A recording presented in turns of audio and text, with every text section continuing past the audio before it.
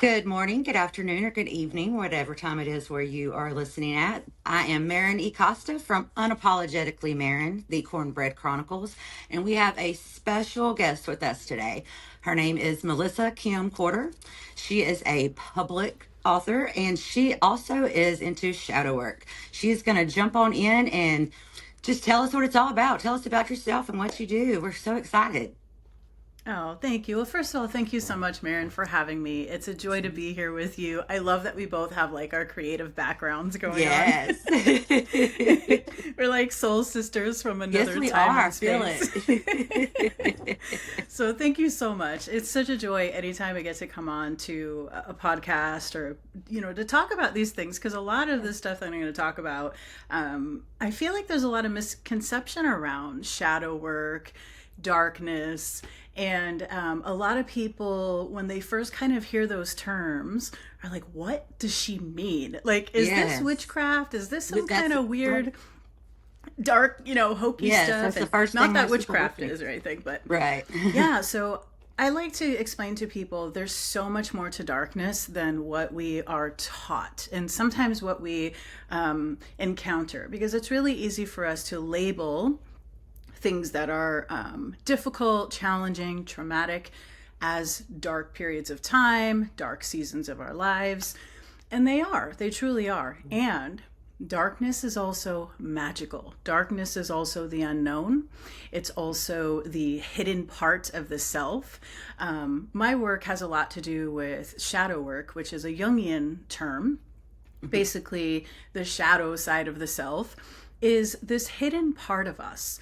And, a lot of people will describe the shadow side as being this part that is only known for the worst of the worst, the things we don't want to see within ourselves, our negative qualities, traumatic moments and memories, things that we've repressed. And even though, of course, there is a part of shadow that holds those things for us, it also holds the parts of us that we haven't yet brought into consciousness, that we haven't yet integrated into our personality. So I love to teach women how to embrace their dark side because it's so much fun. It's super creative. And it isn't about becoming a terrible person or doing Right. terrible things in the world, but actually by studying darkness and challenging ourselves to see it differently, we start to realize that it's quite a magical, enchanted concept. If we think about the night sky, Hmm. and if you've ever had one of those experiences where it's so quiet and still, maybe there's a little bit of the moon in the sky, all the lights are out in your house, and you're kind of sitting by the window and you see a little bit of that moonlight. Hmm. Part of the reason it's so magical isn't because of the light that's shining in, it's because of the whole condition of that environment, the stillness, the darkness of the space, but also how we begin to settle down. We quiet the mind. We start to open up to kind of this, we might call it like a numinous spiritual side of ourselves. And so that type of shadow and darkness creates this incubator for us to listen more closely to the deeper part of the self. We might call it the soulful self, the authentic self, Hmm. but it's the part of us that exists beneath all of the noise of the world. So when I talk about darkness, there is a spectrum to it, of course.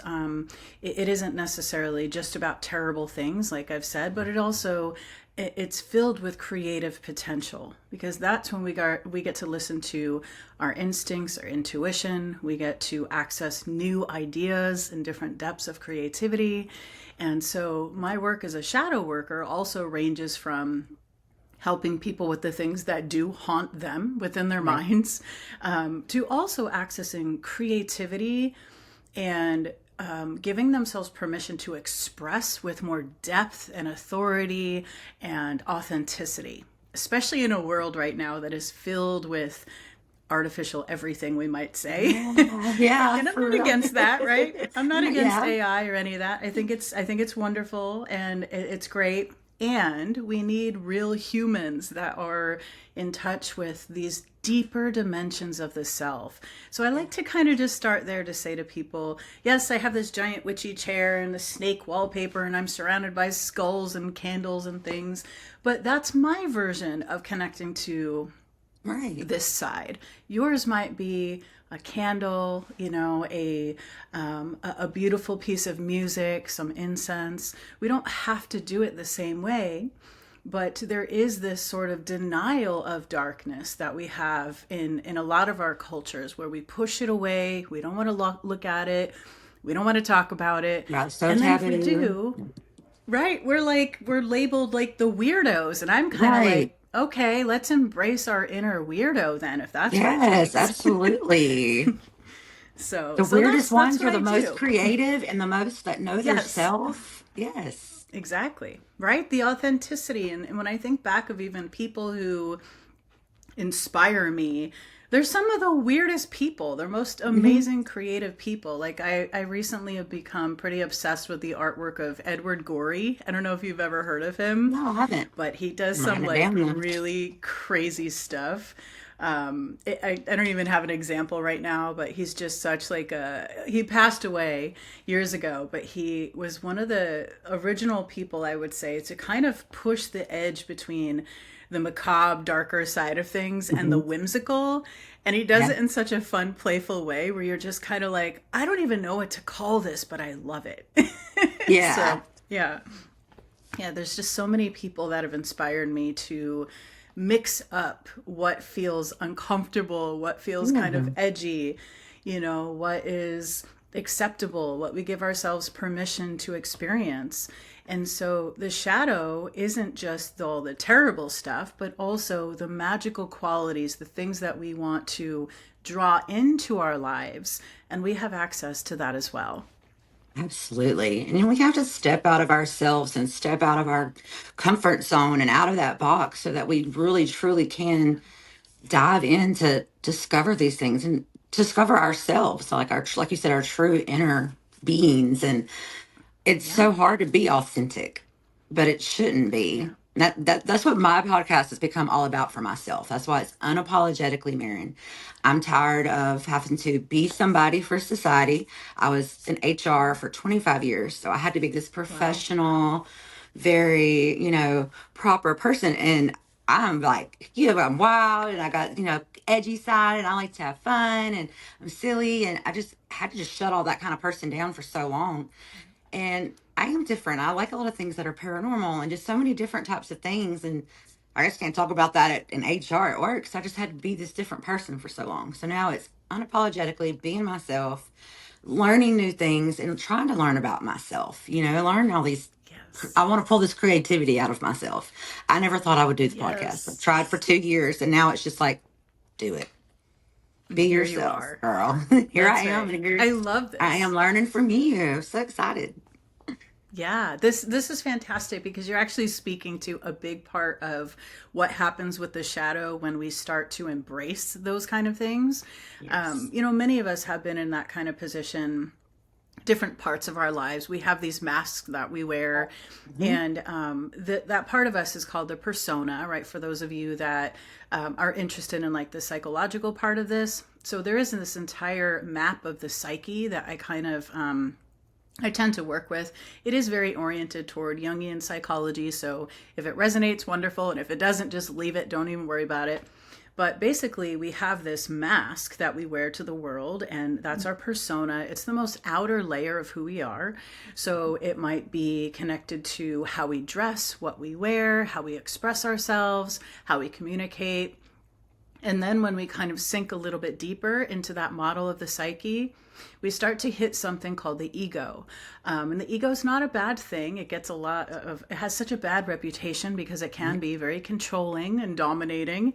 But Right. the ego is sort of this energetic structure. It's called a complex. And what happens is the ego decides what is acceptable for us, our behavior, our communication, the way we present ourselves. And if we have these preconceived beliefs and notions, which we all do to some degree, we're Right. going to kind of limit how much of the authentic self we really show or share with people. And so that ego complex kind of governs all of that. And that's why some of us are sort of like feeling like these caged animals where we're like, oh my gosh, I feel this other part of me and I want to Yeah. express it more in how I dress or what I do or what I say. But I feel limited because I have Yeah. this job, this role, this position, this whatever it is. Right. And right, that doesn't even have to just be in a corporate setting. That can be within your family. You might Yeah, be the absolutely. person, Even within my in husband, your my family. house, because we're Yeah, so different. exactly. Where it's like, I got to be a certain way. And so the ego kind of like controls all of that. But when we sink a little deeper into that model of the psyche, then we start to get into the territory of what is known and what is hidden. And so all that really is this sort of, imagine it being like a horizon line in the middle of your psyche. And it's like the ego sits right in the middle of that line. Everything beneath it, we don't see it. We can sense it and we can feel it. We know stuff is there, but we just don't see it, which means it's not conscious yet. So the authentic self kind of sits a little bit in consciousness and a little bit beneath it, which is why we also might have to get quiet to listen. We might need more stillness to sink into that part of ourselves. So, by the work that I do, working with shadow is also really essentially working with that ego to say, it's safe for me to be more of who I am. And if it isn't, then what are the beliefs there? What are the circumstances? Sometimes it's environmental, right? And the places we grew up in, the conditioning we've experienced. Right. Sometimes we do have to face some of those things and work on that. And other times it's just these self-imposed beliefs we have where we're like, wow, I really don't need permission to do this thing. But isn't it kind of weird that I feel like Feel I like that do and I'm too. just not Hmm. able to kind of, you know what I mean? So when we work with the shadow, we're really also working with the ego, the persona, the authentic self. And we're essentially saying, what does my authentic self really want? How do I want to show up in this world? How do I want to express myself? How do I also release and let go of the expectation of others so that I'm not also anticipating the backlash from being Right. myself? And that's one of the hardest things for people when it comes to shadow work is they start to change and feel really good about who they are, and then their relationships all change. That's what I. Family, friends, environments, work, everything starts to shift. And even though this is what we want, because we want it to be really more in alignment with who we authentically are, when we are learning how to do this, we have these things in place that were kind of temporary. They're not all meant to stay. They're not all meant to be with us forever. Some of these things are here for a season, but it can Mm. be very painful when we really Yeah. start to deepen into who we are. And then we kind of are met by some resistance from the outer world and the inner world. And we start to Mm. go, well, maybe I'm just going to go back to that role, that box I was in, because even though I don't love it, it was familiar to me.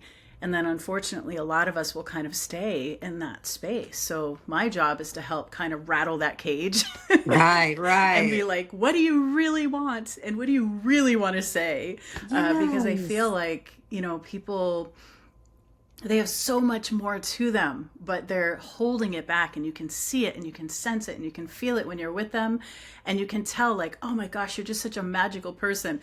But sometimes we're kind of acting like a little robotic or a Yeah. little, and I don't want to say we're being fake, because I do think a No. lot of it's conditioning. I do. It I is. think it's not something to judge. It's more the observation of like, this is what these parameters that we have that we're living by that we may not even It's know. routine pattern, So, and you're just taking the same steps every day. yeah, exactly. Yeah.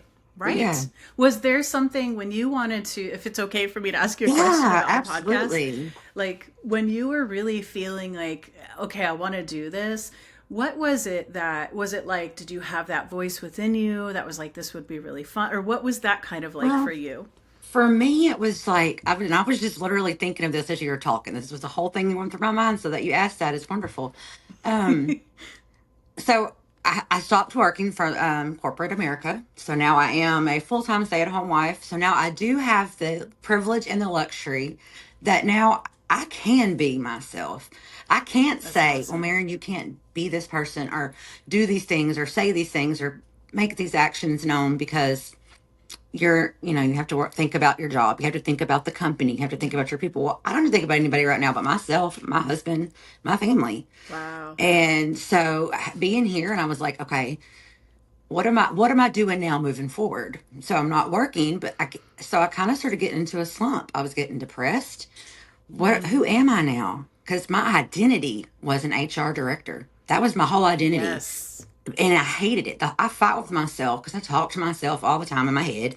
And I never want to be that person. I want to be more myself, but I couldn't at work. And so I just didn't outside of work because my job never stops. It's 24/7 because I work in healthcare, which is a Yeah. 24/7 facility. So if they could call me at midnight, 1 in the morning, 7 p.m. on a Saturday, it doesn't matter.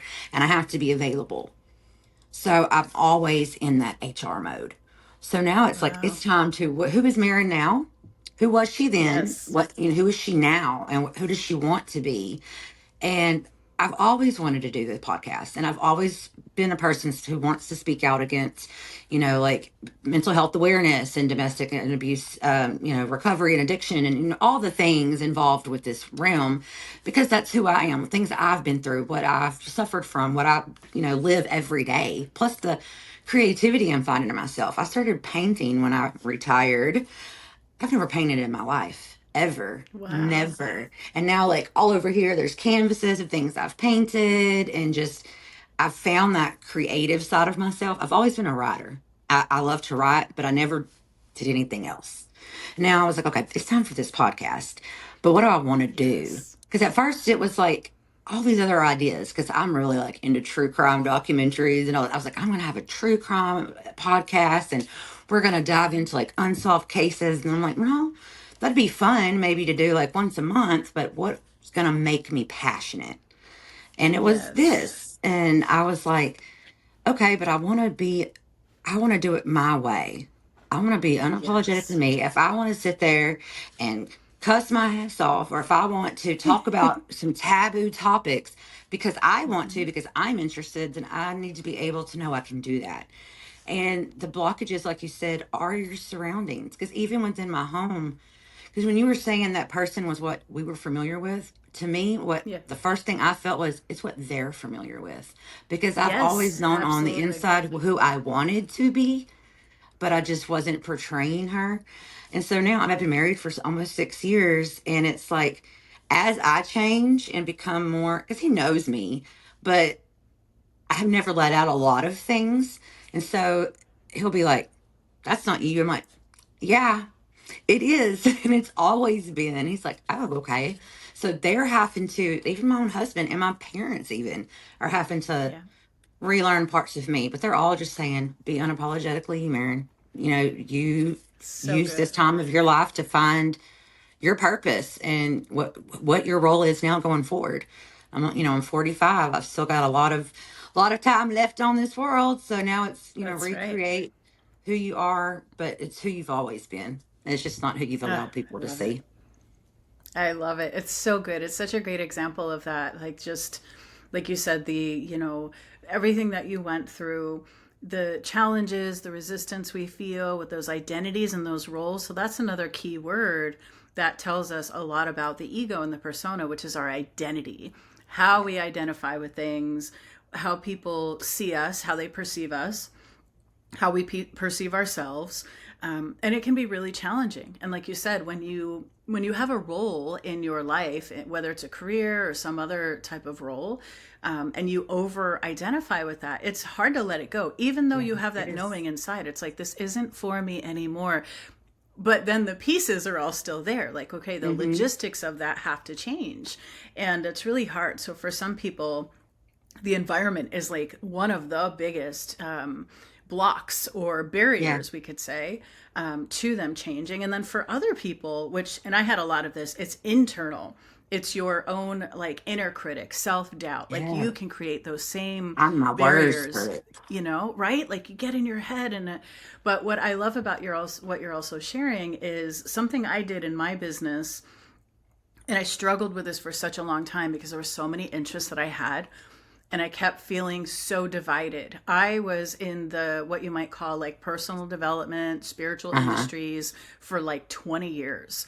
And Wow. I'm also I study serial killers, and Yeah, me daddy I too. study violent death and true crime and fairy tales and all of these things. Yes. And I just kept feeling like, no, I know there is a home for this work. I know there's something within me that wants to come forward, and it doesn't fit in these boxes. And so for a long time, I felt a lot of shame, because what would happen is people in the spiritual kind of communities or personal development world would be like, oh, well, that's just death and murder. That's just dark and Yeah. intense, and that's not Uh-huh. spiritual.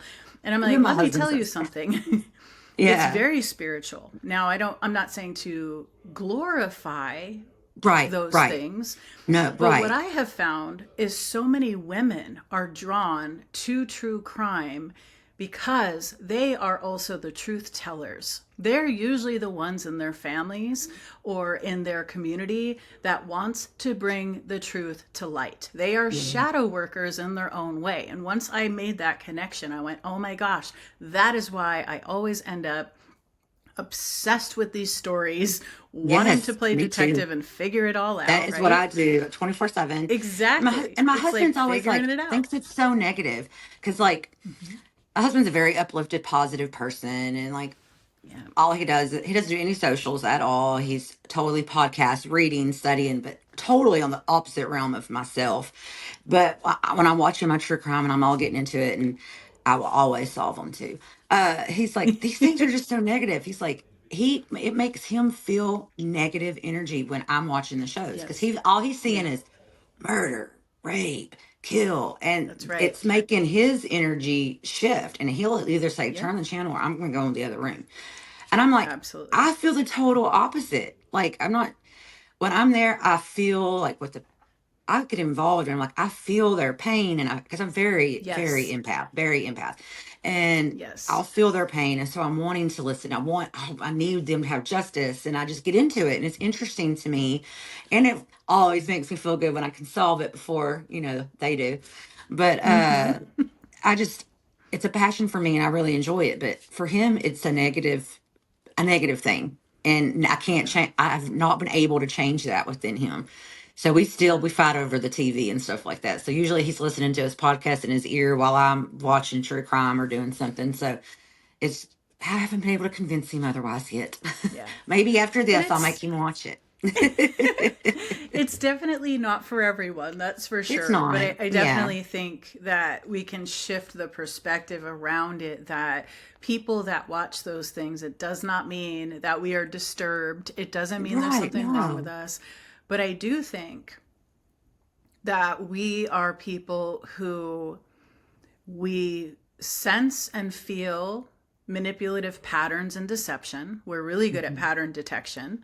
We're Hmm. really, I mean, and I'm just going to call this out and say it. This isn't and I'm not like a man hating person or anything like that. I love the men in my life and my Yeah. world.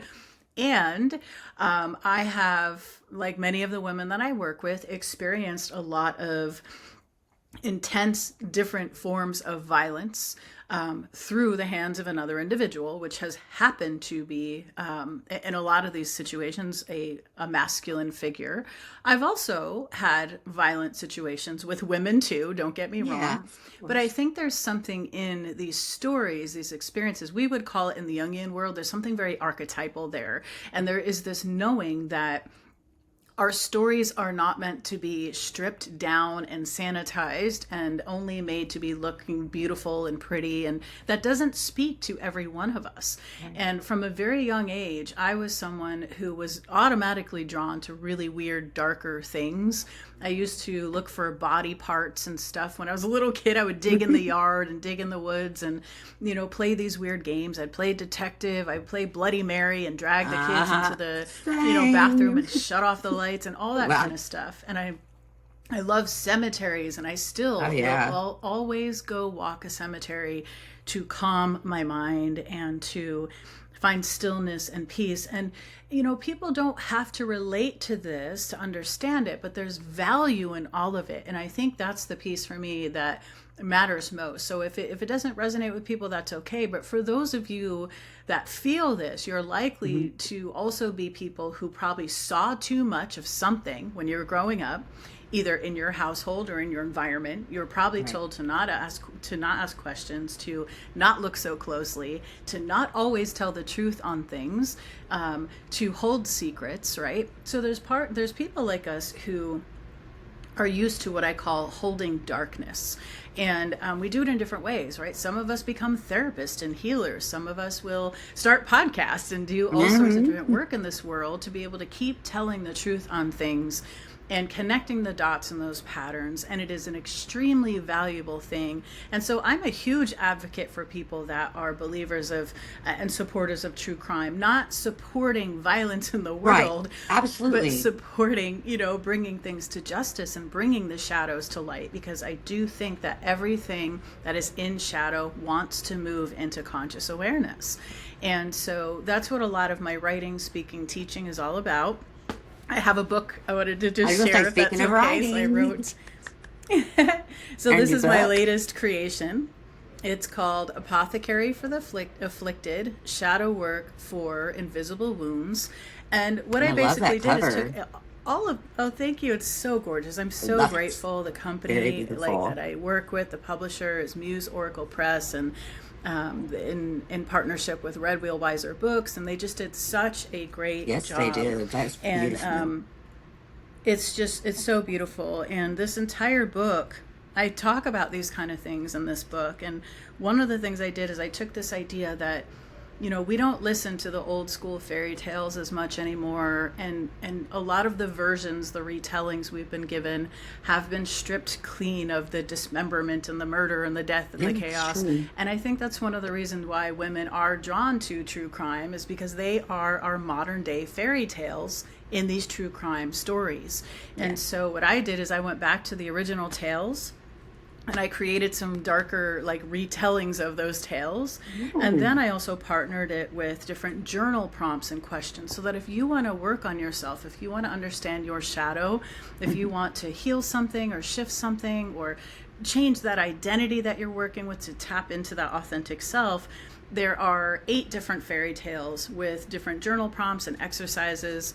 And then the other thing I did is in the beginning, I teach you why the fairy tales are so symbolic and how to see through that lens. And then also to create something that I call a darkness journal, which is basically, and the instructions are in the beginning of this book as well. And what you do essentially is you're creating this space in your notebook or your journal that is meant to be free for all. It's meant to be where you get to go and you dump and you pour and you purge and you let it all out, and you don't censor it, you don't edit it, you're not restricting yourself. You're doing actually the opposite of what the ego wants to do, which is to refine and make it perfect and lovely for the outer world. Right. And instead, you're just being completely in this unleashed kind of place of just letting it all out. And it is amazing to me how many women I have worked with that have said this exercise has changed their life. It's changed their writing style. It's changed how they feel about themselves. They're no longer keeping things in their head that oh, I shouldn't say this, or I feel this, but I'm not going to say that, or I'm having this terrible intrusive thought, but I can't talk about that. Yeah. We restrict ourselves constantly. And if we're not restricting ourselves, we're receiving messages from the world, which is telling us through the media and whatever, that we need to be a certain way and that we cannot dare to be like the wild, outside formidable women. Yeah. Right? So we can't be wild witchy women in here. Exactly. That's who I wrote this for. So I wrote this book for us. Those of us who get that, who want more of that and want to feel connected to that and support each other in that. And then also I go through and I share some painful moments and experiences, but I show the twist in it, the meaning in it. And for those of us that relate to that idea of carrying the darkness for other people, because there's something else I call the burden of consciousness, and that's where some of us, we are empathic, we are deep feeling people, we're highly sensitive, we see, sense, and feel more than people want us to see and sense Mm-hmm. and feel, and that needs to go somewhere. And so the darkness journal is a part of what I offer, but then the tools, the techniques, and the tales themselves give other ways for you to access that and give it a voice in a way that might not be as acceptable to the outer world. Right. I'm gonna have to order this book, but I want a signed copy of this book. I need an autographed copy of your book, since you know. Yes, absolutely. And I like the whole the dumping it out, like you said. Somebody on one of my other podcasts was talking about that's how she journals. She says she just writes it all down, just like out of everything, like doesn't even pay attention to what she's doing, just writes and writes and writes and puts it away, and then reflects on what she has written, Yes, and then she'll go back to it and see I love what that. could I have done different. What should I have done? What can I do now? I was like, okay. I was all taking notes. It's like, I like that. And that's kind of what you just said Yes, too. So I'm gonna have to start doing that. it I've works. journaled, but I've never done that. Yeah. Yes, that's the thing. A lot of us, right? It's like journaling, and we're often kind of taught, and there's nothing wrong with this, by the way, but the examples are usually, gratitude. What are you grateful for? It's Right. rare to be like, what are you loathing right now? Oh yeah. Like, My what's stuff, under your my stuff skin? is the opposite though. My mom, because my mom's she's very open to a lot of things and she's very sensitive too. But she's one of those, you don't talk about stuff like with outside the family. And Yes, so oh my gosh, I just totally lost my train of thought. that's okay. Um, Not talking about outside the family. okay, so I was talking about my mom and talking about it outside the family. Writing Oh my to gosh. the. That's Oh, okay. writing, Yes. sorry. So No, it's when I okay. love to write This and I is have actually a great written, example of yeah. so what you just demonstrated is really powerful, right? So we have these like inner parameters, and so sometimes when we lose a train of thought, that actually, I'm not going to say every time this happens, but sometimes it's actually the ego going, no, that's not safe for us.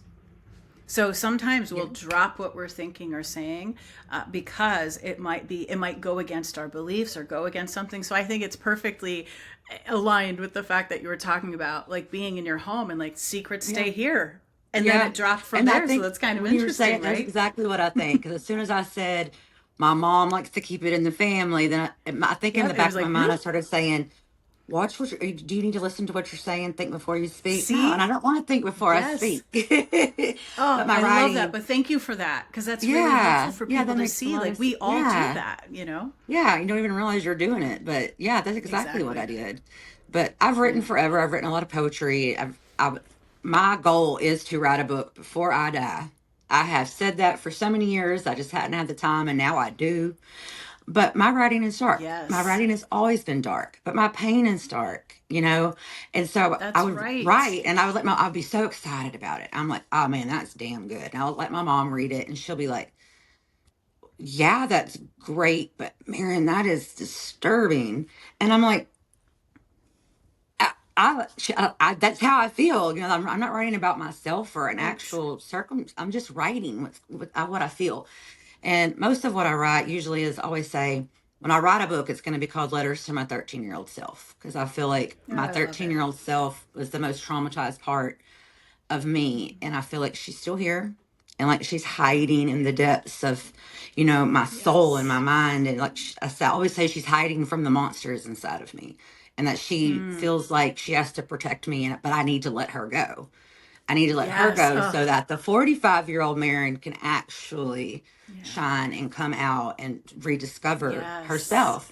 I have to let her go first. Yes. And so I write a lot about that, a lot of pain and darkness. And my mom and my husband both are always like, "You write so well, but Maren, are you sure I you want other love people it. to see that?" And I'm like, Yeah. just because y'all are That's a very conservative people and I am so that's not, right. y'all are just gonna That's have to get right. used to it. Because when y'all said be That's your right. authentic self, Maren, this is part of it. That's part of it. In fact, I love that. And even applying that to what you're saying about having that awareness, right, of this 13-year-old self and the 45-year-old self. And it's like, well, there's this tension of these different aspects. But something that's really cool about Jungian psychology when we work with these different aspects of self is we might even say, take the beautiful gifts that the 13-year-old brought and bring her with you. So you don't even have to let her go. You can let her shine her wisdom through the adult so that she doesn't have to get left behind. But you can also have that 45-year-old self be like, and I'm in charge here, right? So Yes. the 13-year-old is not going to be I'm the driving the boss. car. Right, yes. That's right. Get in the you back can- seat now, sister. That's right. You can creatively bring her wisdom forward so that you don't feel like you have to cut her out of your life. Because that's, I mean, sorry, that's just my intuition engaging. Yeah, no, I totally am loving that. Yeah. Because I wouldn't be it who I was feels if like- she hadn't been through what she went Exactly. through. That's right. You want to kind of keep that with you and bring it forward so that she's evolving with you. It's just, it depends on the perspectives, right? But like in shamanism, we would say that we freeze in time. And so there might be something called soul loss where we're not really losing a part of our souls, but that part of us at that age is kind of paused in their process of maturing. And then in typical psychology language, we might say arrested development means kind of the same thing, where we just paused again at that age. But then what happens is that part of us will hijack our feelings, our emotions, our moods. And so when we get really vulnerable or something triggers us, we will slip right back into that mode of that 13-year-old. 100%. Yes. So you can work with them in that way where it's like, okay, I am the adult version of myself. And I do this life review with some of my clients, and anybody can try this. Obviously, you want to feel safe when you do this exercise, trust yourself. If you need medical help, all that good stuff, go get it. Don't do this. It's for entertainment purposes only, kind of a thing.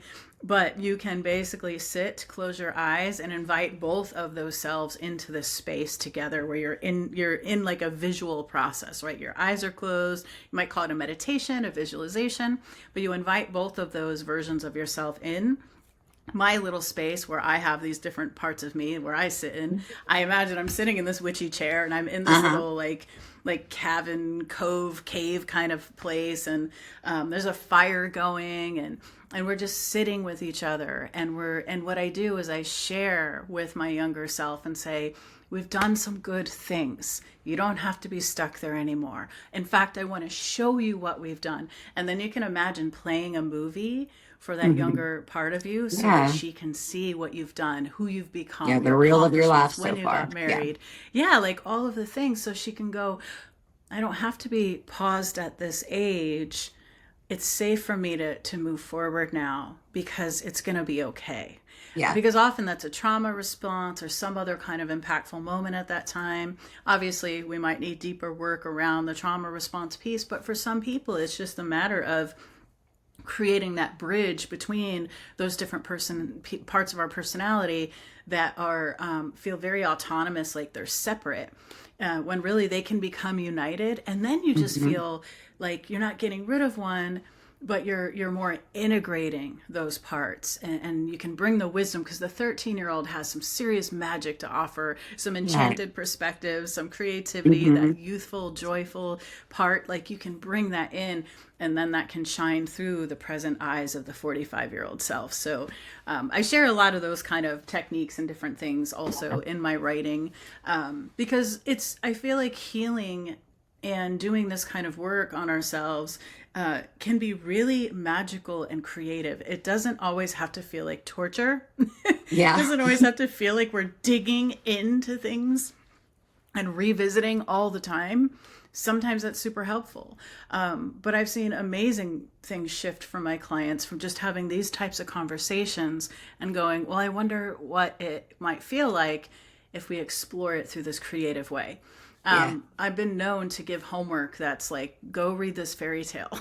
I want you to, I even have a client who I don't want to, I will never talk about my client's personal Oh, business or no, anything with I others or anything, understand. but I did have a situation, I can talk at it from a higher level, where it was someone who, let's just say, was dreaming of a murderer in her sleep. What it turned out is I gave her a fairy tale to work with during the day to kind of read and to see parts of herself in the story. And then I gave her a psychological thriller to go watch and Uh-huh. to kind of write down and take notes on how she was reacting, what she was feeling while she was watching it. And she was like, that was the most therapeutic thing and the most unconventional, directions I've ever received from like a therapist before. Yeah.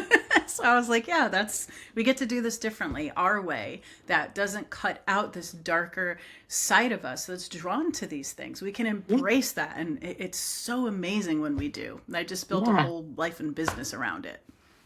You have my brain on fire. You really do. Like all these little things are like, ooh, just all up in my head and just thinking. I'm definitely, I'm definitely getting your book for one, and I'm definitely gonna integrate some of this as I'm working on myself. Because I mean, my literally all these little things are lit up in my head. Yeah. Yeah, I Excellent. mean, my Excellent. energy's Yes. shifting. It's totally like I'm feeling very like positive and being able to bring this side of myself out a little bit more. Like Yes. I'm feeling very encouraged and motivated on the inside. I love that. I thank you for saying Yes. that too, because it's an example that we just like we get to tap into our own inspiration and our own creative expression. And again, like it doesn't have to mean that you get a witchy chair and you have snake oil Yeah. paper, but by all means, if that's what you're drawn to, or maybe Exactly. you have, is it the moon behind you or what is behind you? You Yes. have like Moon and stars and like, stars. Yes. yeah, like maybe it's something else that just expresses your environment or your personality in a way where you're just introducing something into your space to remind you of like, oh yeah, that part of me is significant and I get Yeah. to draw on more and more of that part of me. And then what will happen is the more comfortable you feel connecting with that, the more you'll show that in other parts of your life. So for people that aren't writers, they might be like, yeah, but I'm not a writer. Well, maybe it's through your hairstyle. Maybe it's through the Yeah. clothing you wear. Maybe it's through your conversations. Maybe it's just through the types of things you go do, where you go travel to, and the kind of Mm-hmm. experiences you want to have.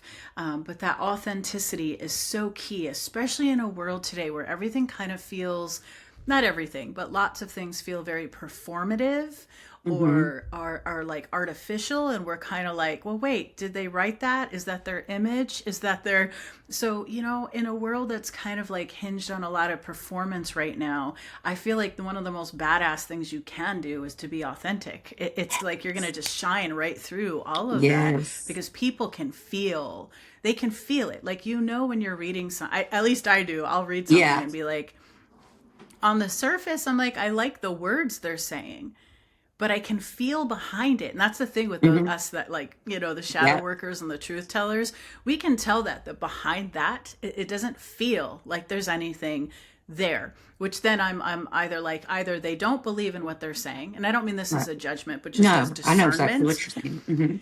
Mm-hmm. Either they don't really believe and connect with what it is that they're talking about. Maybe they don't have the experience, right? So if we read something out of a book and we share it with someone, it's very different than like, I lived this in my life, here Yes. you go, and you That's tell that exactly what it, story, yeah. right? Yeah. The Or it example in could my be head, AI. yeah, that too. Yeah, so That too. but it's and none of those things are bad or wrong. Right. It's just more, what do we gravitate toward? What are we hungry for? And I feel like authenticity really is a superpower that a lot of us are starting to recognize.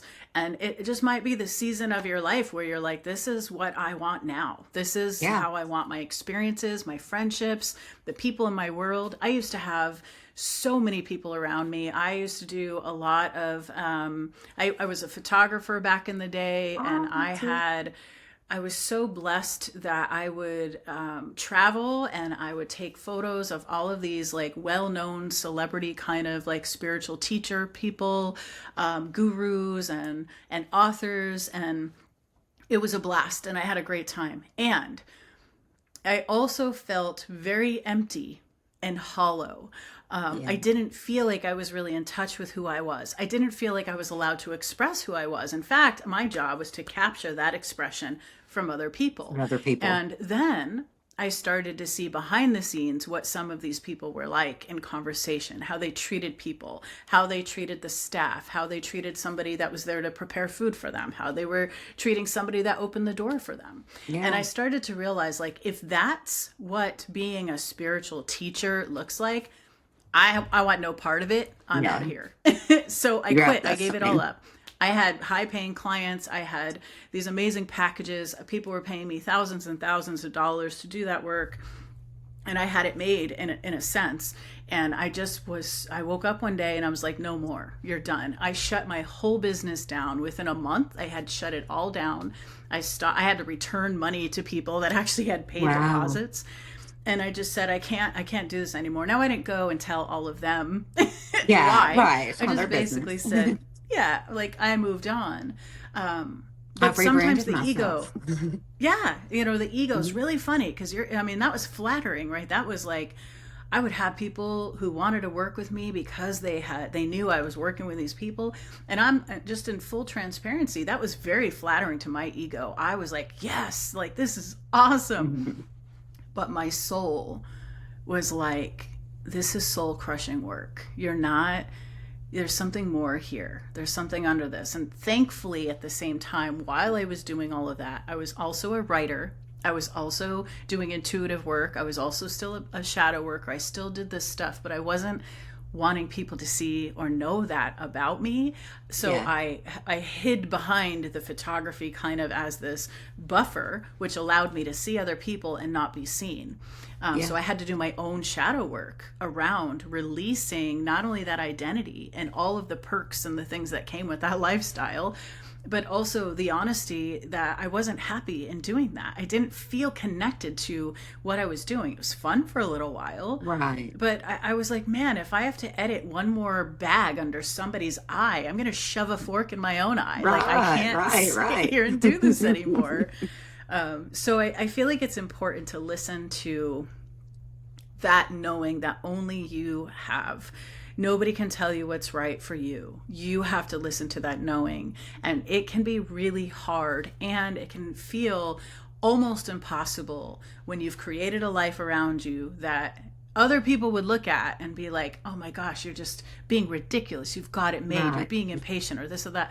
People will try to talk you out of what your soul is screaming at you every day because they're operating from a different perspective. And maybe for them, that lifestyle is a perfect match. Right. But for you, you've got to really sink into what is authentic for me, what feels good for me, what is going to help me to feel like I'm just really honoring this unfolding of who I am in this authentic way, in this weird, wild life thing that we've all got going on.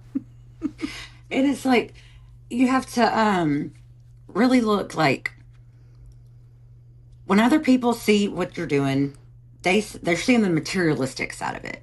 They're saying, well, you're making great money and you're having some cool experiences. You haven't made, what are you thinking? And, they're not looking in the inner, like you said, like this isn't in my soul exactly what I want to be doing. And I love photography. That's one of my biggest passions too. So I could see me doing something with photography and being passionate about it as long as what I was doing was what I wanted to be doing, how I wanted to be doing it. I'm one of those people that if I'm taking pictures, I want it to be exactly how I want to do it. I don't want you to tell me what you want. I'm going to take your cues, but let me use my style, my creativity, my artistic perspective. And if I can do that, I'm great. But otherwise, if I'm just, like you said, snapping pictures of everybody's expressions, like that's not, I need it to be creative, me.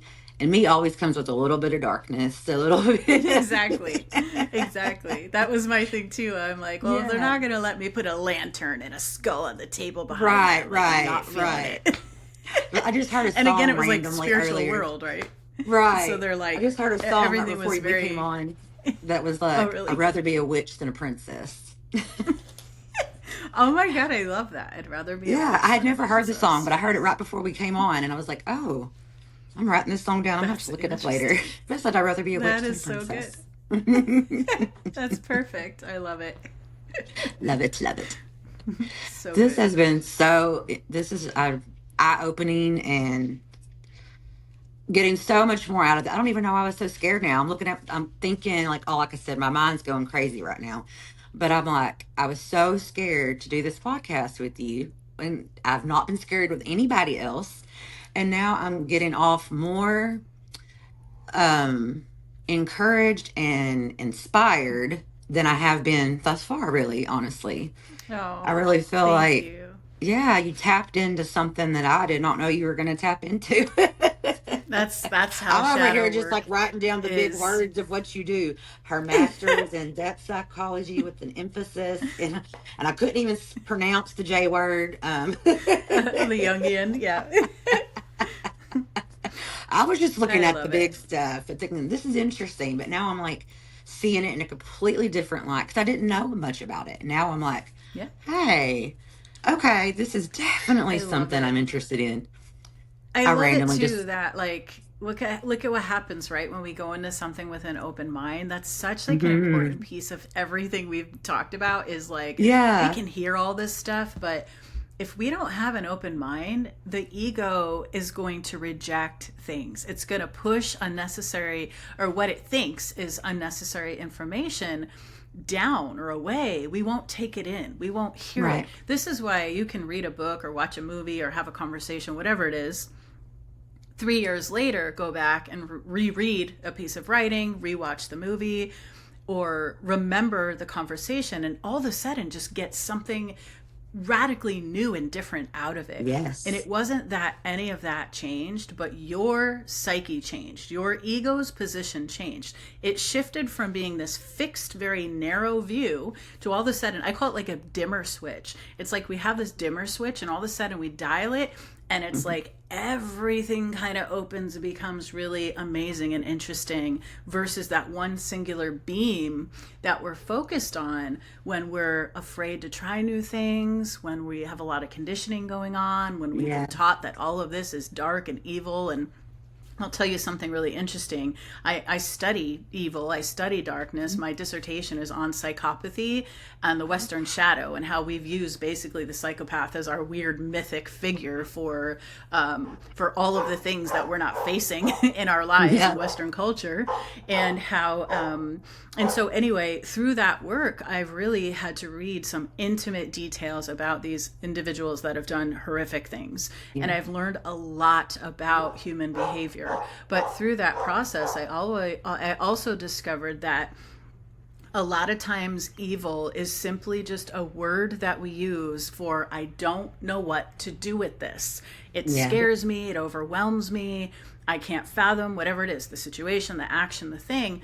Where some of us, it's not that we condone terrible things. Instead, we just have this curiosity that's like, well, wait, Yeah. what? Maybe there's more. Maybe there's more to this situation, and we tend Yeah. to be the ones then that find more information Yeah. because we're not labeling everything that's dark as evil. Because when we do that, we create psychological distance from it, sometimes physical distance, and internally that gives some of us this sense of peace, like I am separate from that, I am nothing like that. But those of us that have that choose maybe to operate with a little more depth and a little more understanding about things, we might say, yeah, this is horrific. And when I see past some of those details into a deeper narrative of what's going on, you might be able to put pieces together and figure some Yeah. things out. Where somebody else that at the first sort of glance, they just shut it down and turn away. And again, I'm not saying that true crime is Good for people do everyone bad or things. right, absolutely. And we call them monsters instead of Yeah. the harder truth is, wow, somebody I could actually like and fall for or care about could do that. Or Yeah. wow, this person that looks just like me and acts this way and does this whatever is capable of that. That's what scares us. It's so much easier to call it a monster, a person, a Yeah. monster. It's so much easier to default to evil as an excuse. The hard thing is to look with clarity at something that really disturbs us. That's where That's our work is sometimes, yes, that's exactly what in I was some of thinking. this. Yes, because that's the first Yeah. thing that comes to my mind. My husband, he may look at it and be like, okay, he's a monster, he's a psychopath, whatever. And I'm like I said, good people do bad things. why did That's this right. happen? What happened? That's right. Let's back it up a bit. What happened prior to this? What happened to them in their childhood? What's going on in their mind? I mean, yeah, I want to study the people. I want to study. Yes. Criminology was one of my favorite things when I was in college. Now we were Same studying here. serial Yes. killers.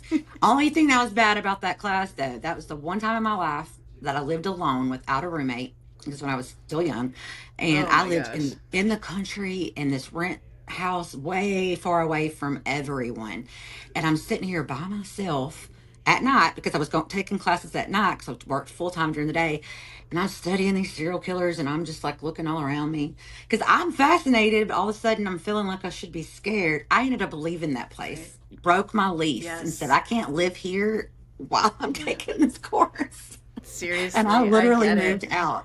I didn't drop the course, It's I crazy. broke my lease. I love it. I've had that before, not to that degree, but Yeah, yeah. where like my husband was traveling for something, and I remember watching I don't know what series, what it was, but it was years ago, and I just remember being like, oh my gosh, I've got to close the curtains, and did I check the door? And then I went back to watching whatever I was watching, and then I went, wait a minute, am I doing that? Because I'm like, it took a minute for me to Yeah. realize like how I was feeling had a lot to do with it. But what was interesting is when I went to bed that night, I did have this very unsettled kind of feeling, and I kept falling asleep to this image of somebody like trying to break into a window or something. And so I was like, all right, Melissa, you got to back off. Now you're watching Yeah. too much of this. Like, this isn't healthy. He came home from his trip, and I kept having that feeling, and I wasn't watching anything. And so I started to go, okay, what is this about? And it was within, I don't even know time wise, but a very short window of time. Somebody actually broke into his truck in our driveway. And it Oh, was kind of strange. I mean, thankfully, nothing valuable was yeah. really, I mean, it was a nightmare to deal with. It was a pain in the ass, but that was it. But after he got his window fixed or whatever it was, that feeling went away. And so I thought, oh, that's really weird. So was it the movie or the show, Right. or was it something else, or was it both? Yeah. And I sometimes feel like there's a whole other side of my work we didn't even get into, but I also feel like sometimes That's we for the can watch next these time you come on things, my show. right? Yes, they help us to conjure things that are really hard for us to accept or to Yeah. process. And so sometimes watching or reading that kind of material can actually help you access something you're trying to release and get out of your system. And you can do it in a controlled, healthy way. Obviously, you don't want to take it out on other people, and there's extremes with all of the stuff we're talking about. And sometimes it can be a trauma response, but for the Yeah. most part, these types of materials are valuable. It can help us access parts of our shadow that is meant to be assimilated, broken down, and then integrated into our the wholeness of our personality. So anyway, Yeah. yeah, I could go on and on. I know I Like, could I better too, pause and take a breath. but this has been an amazing episode, and we are going to have to book a second one because I want to hear more. I know everyone else is going to Yes. want to hear more. It's been an hour. I don't even feel like it. I feel like we just started talking. I've just Right. been Well, I do my have a God. second book coming out, so maybe when that Yes. one's on the way, When that one is we could out, dive we into are that. on. We are on. Well, before we even think about signing off, show us your book again. Plug your book, and Thank you. So it's yes. Apothecary for the Afflicted, Shadow Work for Invisible Wounds by Melissa Kim Corter, myself. And I do have a foreword by Cindy Brennan. She's incredible. She does a lot of work with the dark goddesses and Hecate. And then also a foreword by Dr. Stacy Shelby. And she does a lot of writing and work with the wild woman archetype. So Yeah, that's the very one I was grateful feeling. that I've got these amazing contributors also to this book, so I'm very proud of it. So it's an amazing book. It's so helpful. So if you're kind of like intrigued by what we've been talking about, this is a great place to begin. And I promise you, I don't go too deep into murder and chaos. Just a little. We just kind of dip Just our a toe in little. just a little bit. And we'll make sure to post all the link information for you guys. How you can get in touch with her, how you can see more about her books and learn more about what shadow work is about if you're curious. Well, Melissa, I am so grateful that you agreed to come on the show today. And I am leaving so inspired and Oh, so in tune with what I want to move forward doing. oh, I And I love feel that. more Makes me happy to confident hear that. now because, like we were saying, you're conditioned, and every time I do something, I'm always like, is your mom going to think this is okay? Is your husband going to think you Right. said too much? We Is the have world going to that, think those this is a little too voices. strange? You know, and now it's like, you know what? If they do, they do. If they don't, they don't. They do. But this is me being unapologetically married. That's what this is all Yes. about. That's what my journey's about. And I'm going to, I'm getting your book. But like I said, I want a signed copy. Yes. Happy to do that. Well, I'm so glad everybody was listening to us today and got to meet Miss Melissa Kim Corter. And we will see you guys on the other side next time. Have a good one. Thank you. Thank you.